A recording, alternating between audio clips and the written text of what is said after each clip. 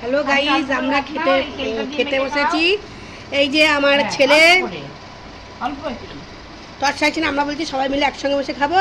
এখন আমাদের ভাত ভাড়া হয়নি, তাই ছেলের ভাত বাজে, ছেলে খেতে আরম্ভ করছে আর বাবা খেতে আরম্ভ করেছে। ওই যে বাবা, আমার বাবা খেতে পারে না, আজকে নিজে নিজে চেষ্টা করছে খাওয়ার।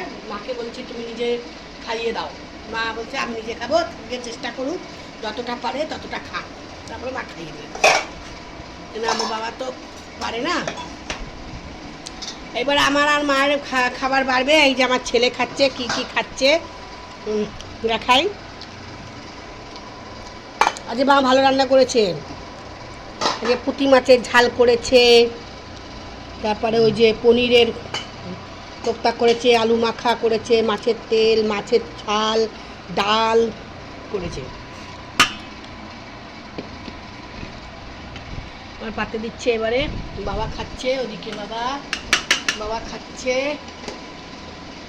খুব ধীরে ধীরে খাচ্ছে, পারে না খেতে। হ্যাঁ, স্ট্যান্ডটা কিনে এখানে রাখবো, সব দিকে রাখা যাবে। সত্যি তাই। এই স্ট্যান্ডটা হলো ঘোরানো যায় না, হ্যাঁ এই যে ভিডিওর মধ্যে বলো না।